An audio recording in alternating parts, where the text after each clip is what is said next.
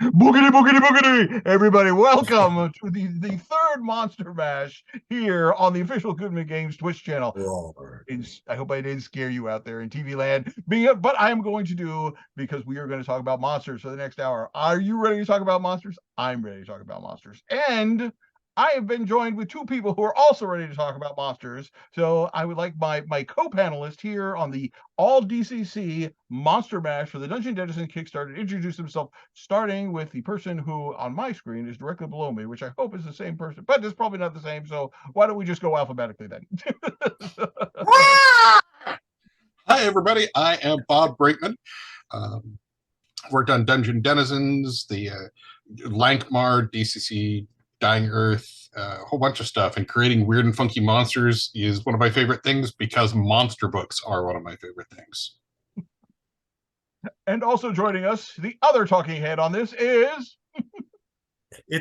It's Mihailo Tesic. Mihailo. It's relatively easy to remember that way. I'm from Serbia, and my Dungeon Denizens was actually my first professionally done RPG work for design. But I have been like a fan of DCC ever since I first heard about it, which is almost 10 years ago. Man, time flies. And I was as bold back then as I'm now. And designing monsters is something I really love because it was the first approach I had to making adventures when I homebrewed my first D&D things. It's like going through monster manual and getting inspired by monsters to see what adventures could sprout around them. Well, I hope that neither DCC nor writing monsters had anything to do with you losing more hair. Okay. No, I see. I can see how you guys would hope that. Yeah. Okay. We've been working so long and hard on this. When we started, Mihailo had a full head of hair and I was clean shaven. So, Yeah. And he had red hair like a Viking. Yes. Some days that does feel like this for me because we've mentioned this before, but literally the Dungeon Denizens project began 3 years ago.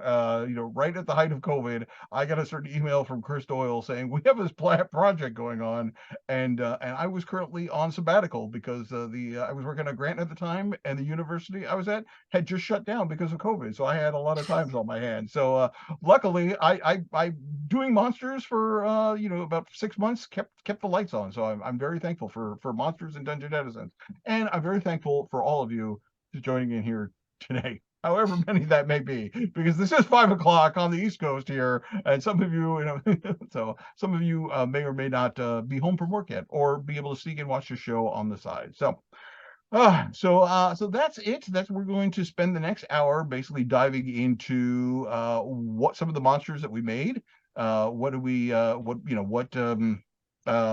the process of designing those monsters are. I would say that my mic might be a little low, so I will try to speak clearly and enunciate loudly. So not much we can do at this point, unfortunately. But so let's just dive in. First of all, is that so? Mihailo and Bob, both of you, both of you actually had two roles on Dungeon Denizens. Both of you were not only were you converting some of the monsters that existed from the 5e version, but you also were creating your own monsters. So that having done the same thing myself, I know that can be a challenge. But let's start in with the new monsters. All right, so because that's always the fun part of any project like this. So you both of you did a collection of monsters. Do you have and this is like the worst question to ask a writer, but where do you get your ideas from? So do either you want to share anything about because you both came up with a wide range of different types of monsters. So Bob, let's dive in with you. We'll go into the specific of the monsters later, but let's what was your design philosophy when you were kind of tasked with coming up with new monsters? Well, it kind of varied based on the category because we were told to sort of scatter our creations among varying categories. But one of the creatures that I did was an undead, and I started thinking, I was going back to my horror roots there, my love of old horror literature and things of that nature, and the particular creature, one of the things they do is they want to feed on heat. They froze. They're people that had frozen to death. They want that warmth, and that idea sort of sprung from some of the old Stephen King, like Jerusalem's Lot stories, where you've got these undead figures coming out of the snow and the swirling mists, and it was those sort of visuals that inspired a lot of my monsters. It was, what would I be terrified to see more than just, what's going to do the most damage. Okay, all right, that makes sense. Yeah. Mihailo, did you how about what was your creative process? My approach stems from what I mentioned in my short introduction. It's like I wanted for every monster to somehow become maybe an encounter or an adventure in itself, to have the seeds of a possible adventure in itself, So that's maybe why I gravitated towards more powerful monsters, because they're more like prone to allowing that sort of stuff. But I also have some like really low level like critters, and things, but mostly high level stuff. And the idea was like, how can I make this monster that players are gonna consider it a memorable encounter, like to offer the game master some tools that the monster has, or some interesting layer, or some interesting approach, what the monster is, for it to become a memorable encounter, and maybe become an adventure in itself, because that's how I see DCC generally. It's an adventure can appear from a random encounter or an item you find in a module, or something like that, and then your campaign goes this way. So. Right. But that's a very valid design decision, because not only you're looking at not only mechanically, but how on a almost on a lore factor, like what is kind of the backstory about this, and how do you integrate that backstory with whatever kind of campaign is going around, and that makes for a more successful monster, makes for a more successful encounter, obviously, because it's not just you're walking, the door opens and 8 unicorns jump out and start to spear you or something like that. Corgis. So which is a perfectly valid encounter, but it's more fun if there's fun in that. The unicorn mother, then you learn about the origins of them. Anyway, so that's great. And you guys both, because that's kind of how the project started, you guys actually started doing this from the 5e side first, before right. You guys had actually started with the 5e things. And then as the project developed, it was like, okay, we're going to do this for DCC. So, as you're saying, you have there's, I think it's fair to say that there's kind of 2 different design philosophies a little bit in mind, when you're comparing 5e and DCC. When you were then kind of taking this monster and turning it over to DCC, was there any special considerations that you had because you're literally a lot of the authors, they converted other people's work, so they had a slightly different process, where both of you had created the monster originally, and now you just had to translate it. Was there anything that that was a particular something they had to keep in mind, or that you found difficult when doing that, or that you found extremely easy in that whole process? When I was writing the 5e monsters, I tend now, when I write, I sort of keep the DCC aesthetic in mind. So other than dealing with the original mathematics, and mathematics is important in 5e because balance is a big thing. The smaller monsters were really easy to translate, where I had to stop and really think about how do I translate this really cool stuff. Was with things like demons and dragons that have lair actions and all these things that we don't have in DCC, but are really, really cool. And so you want to be able to factor those in. And so I had to take a look and see, maybe now it's got a magic item, or maybe this is an inherent power. But I started with the groundwork of, let's do something kind of weird and creepy to begin with. And so that for me was very helpful. Okay. Yeah, basically what Bob said. If I was kind of hoping we knew that there was going to be a DCC version. So I was kind of thinking a DCC way even when designing the 5e side of things, because I believe that people, players, and we all like the same things in the end. You know, we love our monsters to be memorable and to have a cool encounter. And you know, the problem was the issue was just like Bob mentioned. You know, maybe those layer actions and stuff that you all need to somehow translate them into like DCC monster ability. You know, or maybe do him in flavor text on the side or something like that. So that was more of like a, I don't know, not an editing, but a layout issue or something in my head. But the mechanics, the process of the monster, how it should interact with the players and the PCs, I think it was the same in both systems, you know. Yeah. And I think the other thing that was kind of important that I was keeping in mind was when I was doing the translations, I was trying to keep the power levels of the creatures about equal, right? I didn't want a 5e monster that is something that a first level party goes up against being something that can wipe a 5th level party in DCC. So the math start in 5e was actually kind of helpful in that it gave me that starting point of I'm setting the power level. This is where I want to end up. I mean, as best as you can predict that with DCC. Yeah. You know, there's always the swinginess of it. And somebody might spell burn or get that critical hit, and that monster, which you expected, you know, to be a challenge for a 5th level party, isn't, or you know, or the one that don't get me started on clerics at 5th level with bless. Yes. Yeah, but I actually felt when converting the monsters from 5e to DCC that they kind of like not really exploded, but kind of expanded in their interestingness or whatever you call it, you know, in them being interesting, because, you know, in 5e, you basically have all the bad stuff does hit point damage, and there's like 15 types of things it can do, or 13 types of things it can do to you, you know, and that's cool, you know, you can have a lot of space with that to do stuff. But in DCC, you can have it, you be a do or die thing, you know, save or die, or you know, have it like have effect that takes place after during several weeks or years or something like that, you know, which is not really encouraged in 5e, you know, and that's I think DCC version it's.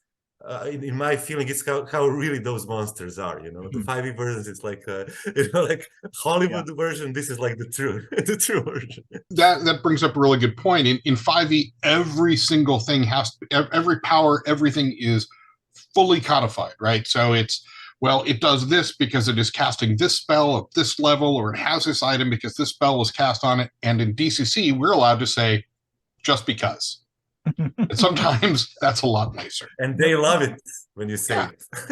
It was absolutely, because when working with the you know, the whole team that was doing the conversions from the 5e stuff over to, you know, DCC, it was a lot of it was kind of challenging for some of the people, some of the writers at first, because, you know, in a lot of cases, some of them, this was kind of like their first semi-professional, you know, role, so they wanted to do a really good job, and I got that. And they were being a little too faithful to like the 5e version of it, and when bringing it over to it, you know, because, you know, a lot of things, you know, there might be effect in 5e, which is like it lasts 1 minute, you know, like they will say a very specific time frame, or, you know, you can get, you know, you can succeed on a saving throw in order to end this effect, or anything like. Where with DCC, we're like, no, you know, don't say it's a minute long. Say it's a random time period, you know, because you might luck out, or you might, you know, be in a bad shape, and then it's time for the cleric to come running over there and trying to lay on hands and fix the problem, rather than you just hoping that you get lucky on the dice rolls and such.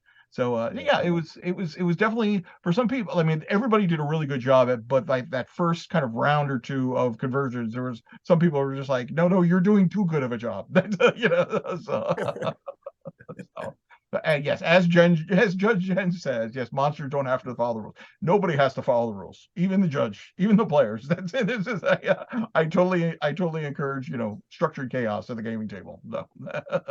So all right, yeah. So this is so, you know, you guys, you did the hard work. You have converted other people's monsters.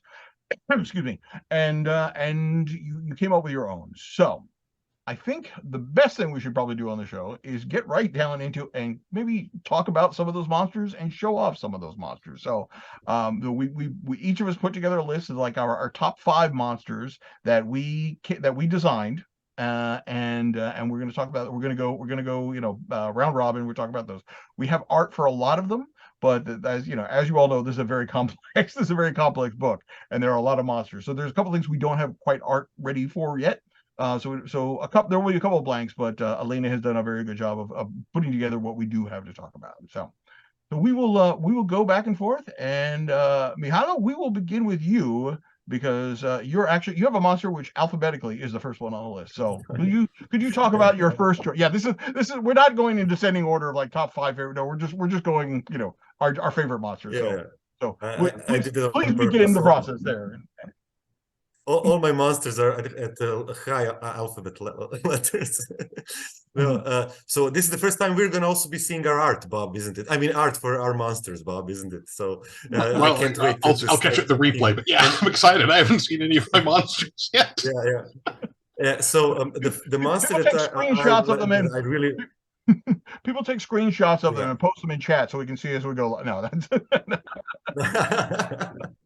So the first monster I want to talk about is actually the monster from my youth. Most of you may have heard of Baba Yaga. She's like a pan-Slavic but mostly Russian legend and a fairy tale. But in Serbia or in ex-Yugoslavia, we have like something that a monster that could be called the cousin of hers, Baba Roga, and she's actually from a children's nursery rhyme. That like runs back like almost 100 years, and it's a really interesting monster because in the song it says in the nursery rhyme it says that she lives in a cave and she's covered in darkness, and you can offer her. It rhymes in Serbian, you can offer her fresh fruit of this sort or this sort, and then she may be like let you in and maybe not eat you, So, but the point is that it's made for a really interesting monster for me because it's also, as I was saying, it's kind of an interesting encounter. You have like this dark cave where there lives like a fiendish creature that eats people, children. So it's supremely evil and bad, but you can always not haggle, but maybe make a deal with her or something like that, and she can always eat you whole. She has swallow whole attack, but when she eats you whole, she's not really that fast of a digester, and you can still bargain. The rest of the party can still bargain with her to maybe get their friend out, by doing some stuff for her, maybe bring her fresh fruit, and that's why I also like to use her because I can talk about the stretch goal extras, right? Here we're encouraging people to keep continuing to pledge, and okay. So there was we had a call from you, Mike, to like maybe make an encounter from some of the monsters as a stretch goal bonus, and that's why I included her because I thought she was like a great encounter, and I could also include like a clue, like how to deal with her and write a children's nursery rhyme, which the players may have heard somewhere PCs and use that rhyme to like pacify her or something like that. So it's a monster that has a lot of things that you can like approach her in several ways, and she's really tough to fight because she fights like an assassin. She's like in her lair. She's a mistress or wife of the night. She has like a night cloak and everything, and she basically focuses on one PC that she wants to eat, and that's a problem when you have like a smart monster that wants like one of the PCs. It's really hard to avoid. So yeah, that's why I like her. And it's amazing how rare that parties of adventures actually have things like fresh fruit on them. It's a classic nursery rhyme stuff. Like, I will give you bread and you don't eat me, and that works in like folklore. Like, you have stuff to stab you with. I have to mention one more inspiration is that old roguelike, the first roguelike video game NetHack. I don't know if people probably heard of it or played it, but there you have to have fresh fruit, to do some stuff. You don't have to, but it's good to have it. So when you're outfitting your next character, remember, a tasteful fruit basket to bring to other people down in the dungeon. Eat healthy, children. Eat healthy, children. Citrus, avoid scurvy. All right. Bob, what is one of your next 5? The Dankmeyer. It was inspired by like those giant rhizomorphic masses of fungus that are some of the largest living things on Earth, and I thought it would be interesting to take one of those and bring it over into a game. So a Dankmeyer is made up of groves. It's made up of like 10 groves and can be up to like a square mile in size. So it is not a monster that you just find in a dungeon. It's not a monster that you go out and hunt. It's something you find yourself amidst, probably wholly unknowingly. And it's something that can be worshipped as a god. And so diving into it and creating something that is fungal and just harsh and nasty in that fashion that lives on death. It was just too much fun. I mean, it is not something that should be poked lightly, right? In either DCC or 5e. I mean, 5e people will probably run away. DCC people will spell burn to dust, I think. But it's having a monster that you might inadvertently have walked, a quarter mile into before you realize that you're facing a monster poses problems. Yeah, it's just slowly devouring like a dying forest. Mm-hmm. Just don't know it's there until it's way too late. So there's a reason that although this book is called Dungeon Denizens, we realized early on that just all dungeons monsters would be boring. So so Bob luckily came up with like an entire landscape monster. So exactly. So all right, so my first pick is going to be the Denkari, and the Denkari is I got the idea for them. They kind of a page out of your Von Daniken, your kind of your uplift. They are a group of they were once little teeny tiny lizards who lived in the jungle until something fell out of the sky one day, and something survived in that thing that fell out of that sky someday, and realized it was kind of stuck. And said, all right, well, I need to get a way out of this. I need somebody to help me. And there were nobody around but these little lizards. So basically uplifted a whole bunch of lizards and kind of taught them some of the ways, but didn't have access to all the stuff it was used to. So it was a lot of high concept, information dump on these now kind of humanoid lizards. And basically they're slowly trying to figure out a way how to get their fallen god back to where fallen gods are supposed to go to. So, there's one of those species which isn't necessarily evil. They're not necessarily good. They're just very confused because their god literally lives in a crater, or underneath the ancient ruins that they've built on top of their god. Or if any of this sounds familiar, Bob, from maybe the first adventure of Warcrawl, where you guys had to go into the jungle and get something from a temple. Well, this is where they came from. They've been kicking around for a while. Yeah, that sounds terrifyingly familiar. Yes. they owe a little bit. If any old school Warhammer fantasy fans may some of this may sound there's definitely a little bit of like the old school not the slod the ones I'm talking about, the basically the frogs who are the descended from Von Daniken. Slan. Yes, right.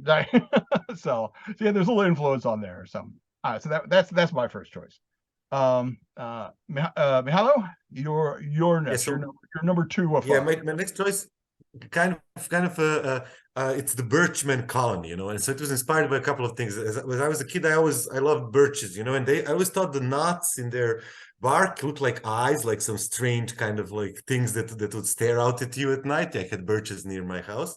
And but then when I kind of got older, there was this song that hit me in the head from a band called Mastodon. It's like heavy metal, like prog rock band, and it has a song called Colony of Birchmen, and I was like, God damn it, this is such a cool D&D concept, to have like a birchman, like not like ants, it's like specifically birches, and of course, what would they do? I went with the old trope of like revenge against the fleshlings, bearing axes, so they're birches that kind of, and the similar thing to what Bob said again, it's kind of an encounter that you find yourself inside of, because they have like they can how do you say in English, their leaves rustle, and it produces a sound that kind of it's magically sounds like something that humans would like. So it can be a carnival, baby, like children laughing or something, and they lure people. And then they when you make camp, and then they suddenly they're all around you, and then you find yourself in the midst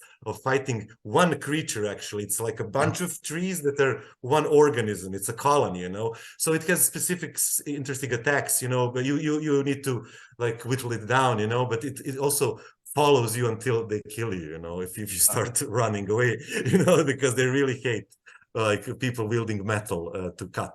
If they follow if you have such things, of course. And since they are made out of wood, you literally can whittle them down. It's just they. Yeah, that's why I said that. Yeah.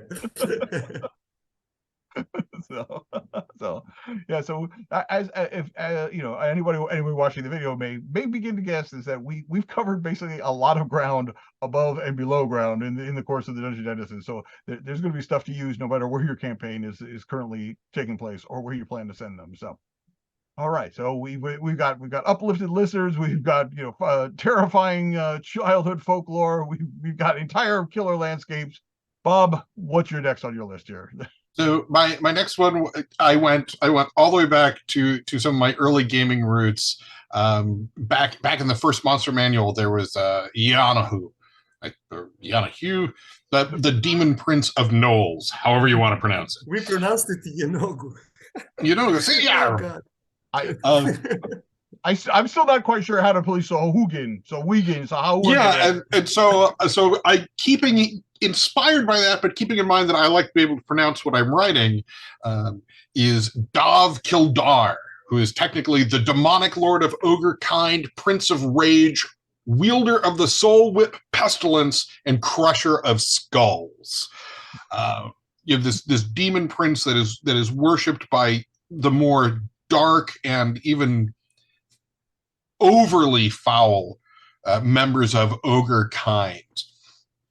So he's just this 20-foot tall monstrosity with this whip that screams as he lashes out at you.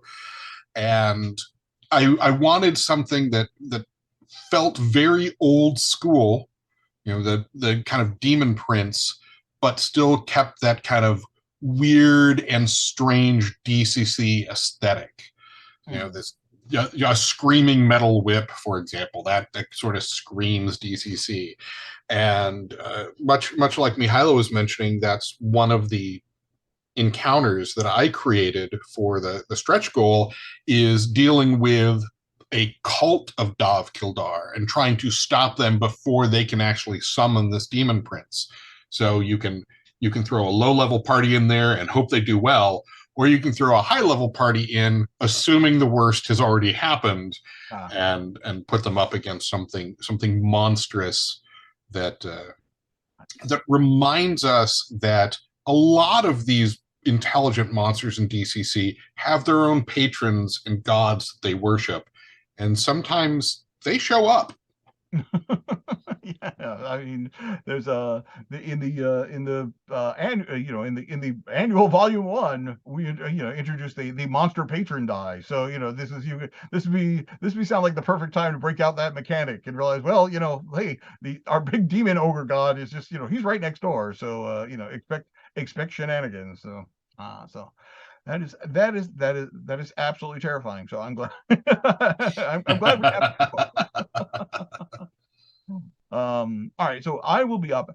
So one of the things when we were doing the book, we kind of realized is that we wanted to have a broad span of different types of monsters. So we didn't have a lot of fae monsters. We didn't have a lot of fairies and that kind of things early on. So I said, I want to play around with that idea because that's just so much fun. And originally we were talking about this was going to be a Dungeon Denizens book. So I said, there's not a lot of like underground fairies. They're typically standard with with woodlands and stuff. So I kind of came up with the Gloomborn, which is like an entire kind of subsect of fairy who dwell in the underdark, in the underdeep, underground and everything, but still have that connection. But because of all the strangeness of the deep subterranean well have all shifted a little bit. So so the one I came up with are called it's the Deathcap, and so the Deathcap is basically, maybe it might have been a Dryad or a shepherd of trees or something originally before they became all corrupted, but now they live underground, so they tend the weird mushrooms. They're not like the mushroom, they're not like the shroom men. They're actually kind of like little twisted, fairy folk, and to the point where they're actually they kind of fungi get smart when they're around, or at least animate. So the Deathcap actually has little swarms of little little like killer mushrooms that follow him around as he's doing his job, and he can make some of them really big. So you have a giant Deathcap, and then you have like the Deathcap kind of herder, and then it's very, and then you have like the flock. So I think the picture that we share is actually the swarm of all the Deathcaps, kind of coming together and helping out their shepherd. So I think they're a fun little encounter, and I'm still working on it, but I'm sure they will make an appearance in the 2-page dungeon 2-page encounters that I'm working on for the bonus book. So we'll probably get a couple of the Gloomborn in there just because I had so much fun designing them. All right, so going back to a monster with a backstory, that brings us to Mihailo. You have another powerful creature. Can you tell us about this one is this one is kind of mid-powerful for 5e, but it can go all the way up and down. It can encounter a party. It can be fun for the party of any level to encounter this monster, because it is a Contractor Devil, and yes, it is the devil that is there when you sign your soul away to hell, to the devil. So I was thinking kind of like of hell or hells, or the dimensions, planes of lawful evil, or whatever you would like to call them, as like kind of akin to the financial system, and in a way that souls could be a currency, and if they are a currency in hell in many cosmogonies or many D&D settings, and then there must be brokers, there must be people that treat them as financial papers, financial and stuff. And so this is the guy that appears when you want to do that, or that is the one that keeps the souls that have been bundled into groups and then resold to other devils. He's the guy that does that. What's interesting about him, about the guy, mostly I think, and that's actually like the insight that Bob gave me when I first started writing. This was the first monster that I wanted to do when I got the commission to do this. And Bob said, well, you can do maybe a table for how the contracts work out, And I was like, yes, there can be a table in this book. This is not just monster stats, and like maybe some background flavor text. So you have a table that follows that accompanies this monster, that depends on how high your character level is. And then depends on what that feeds into what the price could be, and you have to roll for who is the real signatory devil. You may be signing a contract with the ruler of hell himself if you roll high, and you also have to roll for what is the loophole, because there's always a loophole, and there's ways to notice that stuff, but there's also it's also it can build into a long-term thing, just from a single or several die rolls on a table when you meet this. So this is an encounter that not necessarily needs to be fought, and actually I would prefer, when you encounter it as a game master, for you to maybe like for the players to parlay or to do something with it. That's why I also put it in my stretch goal encounter adventure. It centers around this creature. Yeah, I mean, as somebody who put old Black Cloak in the chain coffin, who is very much somebody to barter your soul with, I have nothing but big props for the Contractor Devil, and yes, Judge Ed, soul consolidation. I think the Contractor Devil actually is currently, they currently have my student loans. So I'm pretty sure about that. So I think they own my company, man. I mean, the company. And GM Ben, yes, the Contractor Devil is basically made of plot hooks, very sharp and very barbed ones. Yeah. So. I like how Mihailo came up with a way to take Wall Street investment bankers and stat them up. I think that's a real important consideration. Reality is you the most said that. I'm so glad you caught on. I don't think they're quite as evil as the real Wall Street investment bankers, but This is we can't make the book too scary after all, you know. Yeah, this was too scary, maybe. All right, I think it's time to cool things down after a little trip dealing with devils. Maybe it's time for Bob. What's the next on your list here? Cool things down. Oh my. So the monster that I mentioned at the beginning, the Glacial Fiend. It's not a very slow moving fiend. Inspired by like classic Stephen King stories and things of that nature, as well as folk tales that you find up in like northern Alaska of children that become lost in the snows and die and return. The Glacial Fiends are they take form when the snows are at their worst in whiteout conditions, and they create these icy bodies and go seeking the living to steal their warmth. And of course, the more warmth they steal, the more powerful they get. So it's one of those cases where the longer you need to spend fighting them, the harder they're going to be to fight. And just the idea of these hungering undead. They're not just shambling about as something to destroy. They have an intent. They have a purpose. They have a desire. They want what you have, and they're going to take it from you. I think that sort of undead creature doesn't quite get as much love as something that just, oh well, it's going to drain a couple stats, or they're just haunting because they're an old memory. No, these things hunt in packs for the living. So that's creepy. Well, that was my intent. I mean, someone said monster. When I think monster, I think scary. So that is the direction I wanted to go.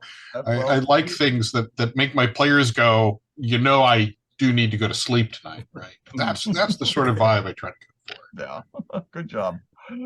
Okay, all right. So my third choice is a little monster that came out called the Pool Lurker, and the Pool Lurker kind of owes its origin to the classic old school dungeon of like there's an ecology niche for everything, So the Pool Lurker is basically what it sounds like. It tends to live in pools or basically any sort of like subterranean body of water, and it just looks like some scum floating on the water until you realize that there's an entire monster that is attached to that. So it's one of those creatures like, well, we're exploring the dungeon. We got to go fill up our water skins, or, we need to get whatever. And you get too close, and it's kind of like an alligator, or a crocodile. You get too close, and something lurches out of the water and tries to eat you.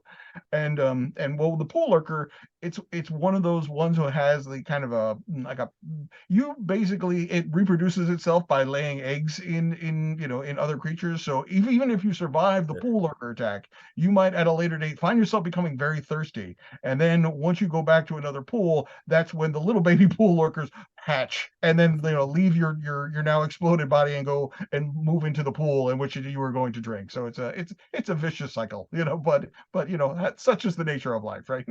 So no, thank you, Jen. I'm glad that is horrifying. I'm assuming we posted the art, so I can only take a minor amount of credit for that. So the artist obviously has, as Elena has been showing you, has done a tremendous job in bringing these kind of twisted creations of the three of us to life. So it's going to be a book, and we're very glad it's all going to be in color. So. All right. Yeah. We couldn't have a show without a dragon. So, Mihailo, let's talk about the Eclipse. Yep. So this was my idea to go big, to have the ultimate end boss of whatever you're playing, and because as we the rule of like drama is like to show the villain, at the beginning or something like that, or near enough the beginning, and then to have him at the end. And I was thinking, okay, so what's the biggest baddest dragon could do, and to announce itself, So yeah, it's so huge that it eclipses the sun, literally. So okay, what else eclipses the sun? It's the moon.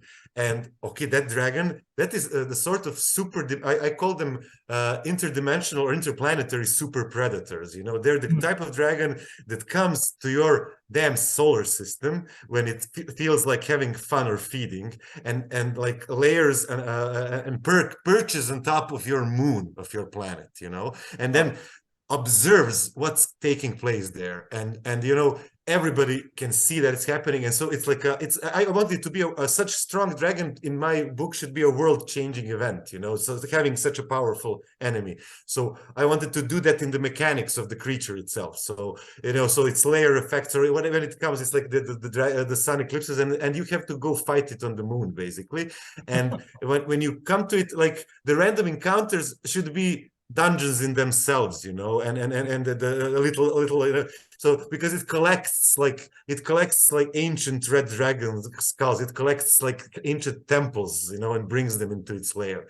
So it's like basically what I thought could be the super boss dragon, you know, which you could go against when you're 10th level in DCC, and anything goes, you know, because if you I've ran DC campaigns up to 10th level, and there's no predicting what's going to happen.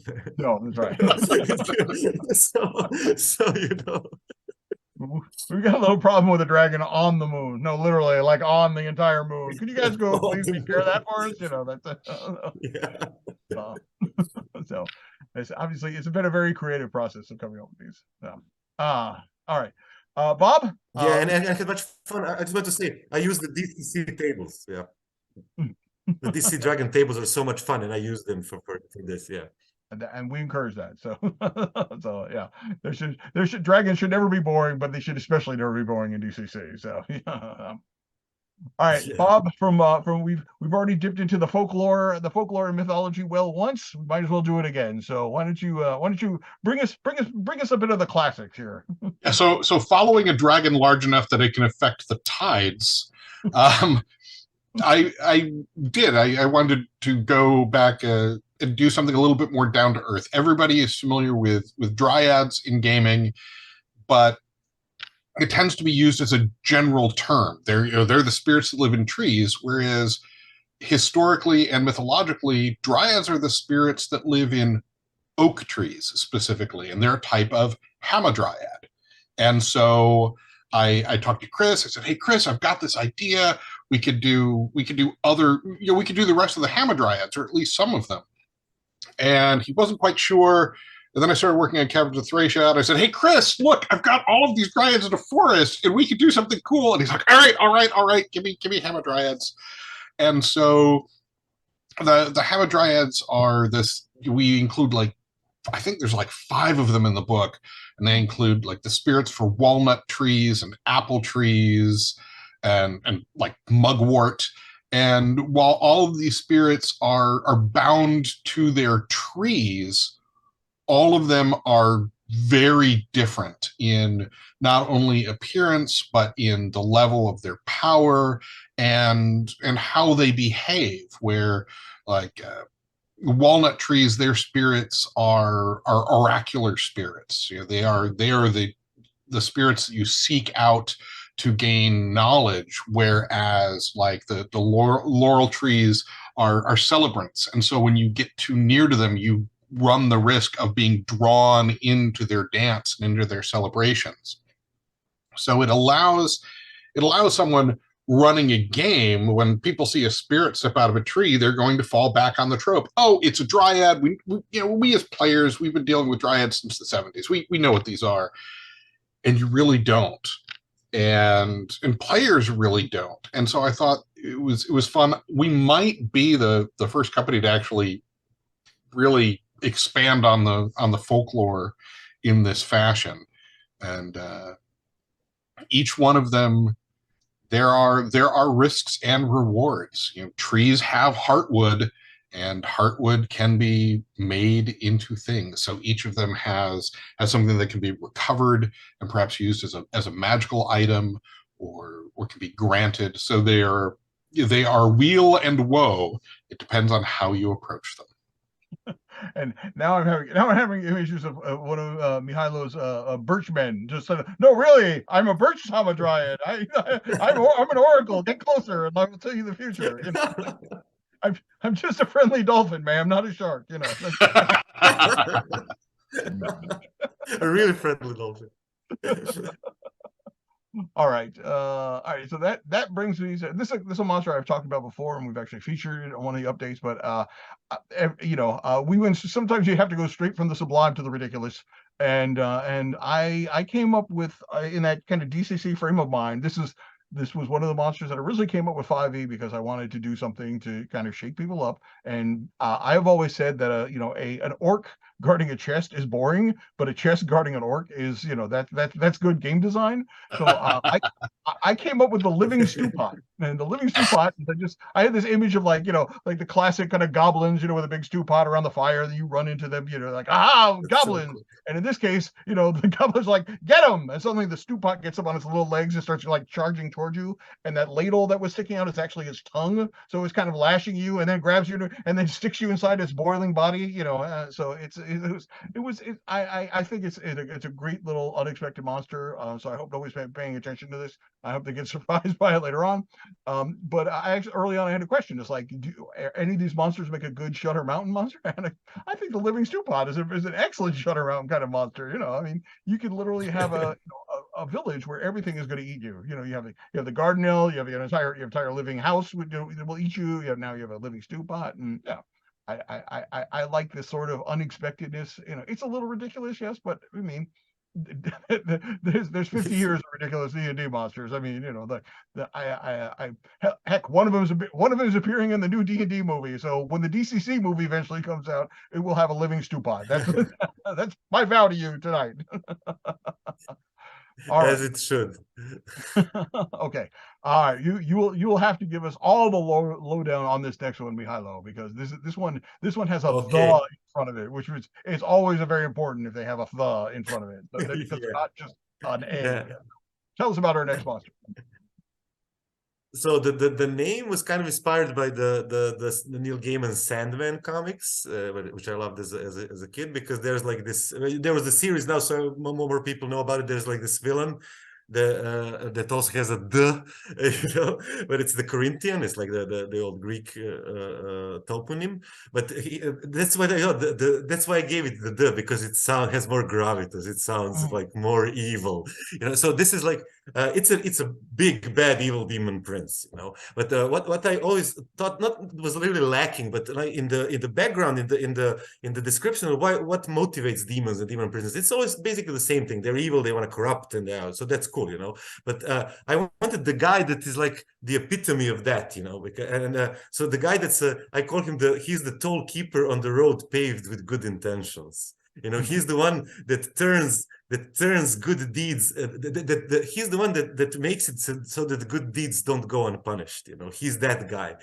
So that's why I wanted in the background story, and that's how I gave him the abilities to kind of reflect that. So he has like good aligned creatures are really hard to, or lawful creatures can have a hard time against it. He has special powers against them, and he's basically the guy that lives that exists to corrupt the noble rulers and people that try to achieve great things. And that's why I gave him the name by the Malthusian trap, which is like, the prosperity and good and prosperity for people can bring like the downfall of a population. So he should be the epitome of that. And so the cults that worship him are always those cults that seem like they're maybe worshiping prosperity or bringing good stuff, but behind those people often stands some demonic force, as conspiracy theorists would love us to think. So that's I wanted to really lean into that sort of stuff. That there is like this big demon that demon prince that works in its mysterious ways to bring all the good in the world into hell, into bad stuff. And considering how he looks like, he has like a halo of disembodied hands that are like 6 hands with eyes, 6 with mouth, 6 with ears. So it's like see no evil, speak no evil, hear no evil, and all his abilities reflect that. So I think he can be a really cool demon prince. It sounds awesome. So, all right, okay. Next up, we have, I believe, something hiding behind my thing. Hold on 1 second. Bob, you were next, I believe. You have yes. Yes.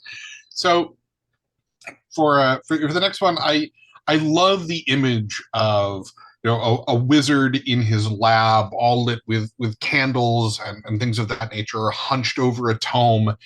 And between that and the imagery of some of the massive candles that have been used in some of the old European churches over the years, I came up with the wax golem, this essentially this massive waxen figure inscribed with all sorts of arcane and phlogistonal runes, with this flickering violet flame that keeps it lit, that serves wizards in their labs and protects the labs themselves. And so it's this massive thing that can absorbs damage, but even when destroyed, the flame can be rekindled because it's a candle, right? So just extinguishing a candle, candles can always be relit. And so it is this creature that if you defile the lab of its master, can hunt the party and track the party and follow them, because it's a golem, right? It never sleeps, it never rests. It is just this ever present, ever following thing that is not going to be easy for anyone to overcome. And there's even a variant in there where it has bits and pieces of meteoric star metal set inside it, giving it even greater magical abilities. So yeah, those candles are more than just candles. They're not just set dressing anymore. When you hear wax golem, it doesn't sound all that impressive. It's just like, oh, great, I've got a big candle after me. And then, of course, the great thing you do is there's more than what's going on here. Exactly. All right, so the last one, my fifth choice is one I came up with, which is called the Whebringer, and the Whebringer basically comes from the fact that skeletons are an old standby in any sort of fantastical, whether it's a role playing game or Jason the Argonauts. So there's nothing like animated skeletons to fight. So I figure, necromancers, they're already raising the dead. Why not play with them a little bit? So, so if you've got bones to work with, that seems pretty easy. So the Whebringer is it's a skeleton that the necromancer has customized. So the first thing you do once you've animated your undead is you take the head off of it, you take the skull off it, and you stick in the rib cage so it can still see where it's going. But now you've opened up a whole new and then you stick another arm off there. So now you have a 3-armed, skeleton which is coming after you. It's got a weapon in every hand, and it can still see. Its glowing eyes are sticking out of his rib cage, so it looks really weird. And then it also just exudes this aura of woe and despair. So as it's coming to kill you, you feel less and less like fighting it. No, so it wears you down, and then it cuts you to pieces. And you can actually, you've got a 3-armed Whebringer. Why not upgrade? And then you take the legs off of them and you put 2 more arms into it, and then the thing chases you by doing cartwheels. so you now and as it gets closer and closer, you feel less and less like running away. So that is my kind of mix between the terrifying and the ridiculous. So it's Yeah. necromancers are always fun because they always, once you're raising the dead, there's no limits anyway. So why not play with it, right? As I'm saying. So yeah. So that was my last little kind of nod to the classic undead, but just need a little bit of an upgrade. So it made its way into Dungeon Denizens. So that's it. That's an example. We've only got a few, about almost just a little more than 5 minutes left. So we've each talked about five monsters that we came up with. But since we all did conversions, there was monsters that other people came across, which we were one of those like, wow, I kind of wish I came up with that. So we've got a few choices, and I think that'll basically fill out our hour tonight. So I'll go first because basically I had 2, and the other guys had 1 apiece. So I will go first and last. So the first one is we've talked about this. There's the Warworm, and the Warworm is basically these maggots which they again undead. They animate the corpses on a battlefield and turn them into undead monstrosities, but it poses the question: where do all these worms come from? And that, by the way, is the Warworm Queen, the Warworm Queen, who you don't see unless things go horribly bad. And if you get, if they take you back to the lair, not only is this huge, like, bloated, monstrous maggot worm there waiting for you, but there's also kind of weird, all these places look like they might have been, temples at one point, and strange hieroglyphics, which maybe suggested that the Warworm Queen is responsible for humanity in the first place. So that's very much, it's like you never want to meet your maker, so it's like the movie Prometheus if it was good, it's terrifying. So Ridley Scott's never going to return my calls now. All right. Sorry. So Mihailo, Mihailo, you are you there? You look like you froze. Okay, all right. Yeah, I'm here. You froze up there for a minute. I was just imagining this Warworm Queen, and I was like, oh, wait. He was enwrapped by your description. Good. Yeah, it was like I want to put that into my campaign. I didn't come up with that one. That was one. I know, but it's I understand why it stood out. This is good, and this is one of the ones. I think this was like in like DCC number 20, like I think it was in like the 20s or the late teens. So this one has been kicking around for a while, which definitely deserves to be updated. So I also what monster stood out for me, but basically because I ran mostly because I ran the adventure, and I remember having so much fun with the monster. It's by Chris Doyle, but it was the monster. It was an adventure I ran as a finale of a tournament 2 years ago for a 5e tournament organized by Goodman Games. I can't recall the name of the adventure, but okay, the monster is like it's a demon, but it's a black cat, and I love what you can do with all that. I think it's pronounced Heximity or something like that. I don't know, Heximily. I don't know how Chris imagined it pronounced, but it's a monster that you can do so much with. It's a tiny black cat. It can become a great big spider cat, and it can summon its pet demon, winged demon. And I had really fun converting it in DCC because demons are so random in DCC. You get to roll dice and then you think some more stuff, and it's basically like a really super fun like cat demon thing. Oh, that's definitely a good one. And it's, as far as I'm concerned, you never pronounce it wrong as long as you're just pronouncing it at the table. Yeah. as long as it doesn't appear when you say its name. Right. I'm gonna go with my second choice, and then we want to finish up with Bob's, because Bob got a great one. So my second choice is we have one called the Iron Spider, which is pretty much everything that it sounds like. I love this mantra just because I love it when you take a simple concept and just like, okay, it's a spider but it's iron, and then we give it laser weapons. I mean, that's it's like a frost beam, and like, as a guy who wrote Frozen in Time and many Metamorphosis Alpha stuff like that, you can't go wrong with like robotic death spiders in a fantasy setting. So a simple classic, you can't go wrong with it. So Bob, you had a great choice, and I think I think a lot of people will agree amongst GCC fandom. But what is the monster you got to stat up for the book? I was so excited and trepidatious at the same time.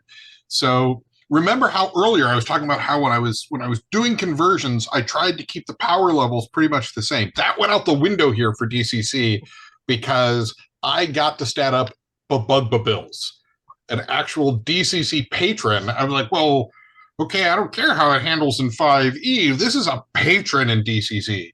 And I thought back to like deities and demigods, where it was like, oh, well, we want to kill Odin today. And that's not gonna happen. If you encounter Bills, bad things are gonna happen, like they should.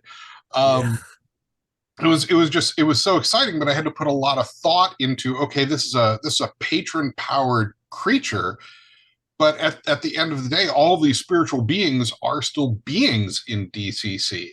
And so a lot of thought went into, well, how powerful is this creature really? How do we just prevent people from saying, oh, we're going to hunt down this creature because we can, which is handled, because it respawns from its eggs that you are never going to find. And now you've killed it, and it's back, and it's pissed and has a grudge.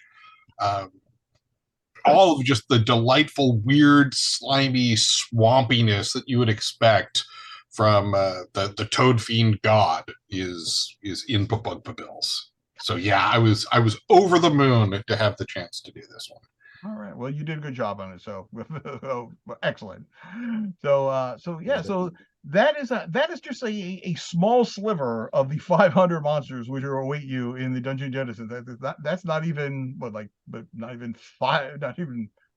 5%, not even that. No, even less than that. Is because we had roughly 20 monsters out of 500. So that's 5 is 1%. That's like 4%. 4% of the monsters we've covered here tonight. There you go. And you've already heard some amazing ones and some terrifying ones and some funny, some So there's a lot more better ones, but unfortunately we only have an hour to talk about them. So I do want to remind you that we have 5 days left now. So it's do what you have to be in order to be part of this. If you're not already I've not already backed it. We'll have we're getting close to the 48-hour mark. Jump in there. With still plenty of stretch goals to go. So if you have friends and family who are into monsters, and so as you can see, some awesome art, even if they don't play DCC or 5e, maybe this is the book that will get them into. Maybe if you've been sitting home wondering why your grandma will not play DCC with you, maybe this is the book to get your bizarre and twisted grandma to spend time with you and or roll some funky dice. Maybe Mima just wants to see Bills. He does. Yeah. And some fresh fruit. I dated him back in '05. No, obviously, unless your grandmother is 115 years old, I don't think that's going to be the case. Oh, anyway, so thank you very much, all. I know this is a weird time, but we wanted to copulate Mihailo, who's very happily to come over here, virtually and hang out with us here on the East Coast of the United States for an hour. So we're gonna let him get to bed because it is work day tomorrow for everybody, and it's also it's meal time for the rest of us here on the East Coast. So I think that's a good enough time to call it a night. So thank you very much for tuning in, and don't forget to tune in on Tuesday for the countdown show, because we will be broadcasting live in the final hours of the Kickstarter. You can hang out with Chris Doyle and me and Joe Goodman and chat with everybody else in the chat and see how many more stretch goals we break before the bell rings. So Mihailo, Bob, thank you very much for joining me, and my pleasure. Very happy, and thank you for all the work that you've done to make Dungeon Denizens a book and the success that is going to be. So, all right, thank you, everybody. Have a great night, and we will see you soon again here on the official Goodman Games Twitch channel.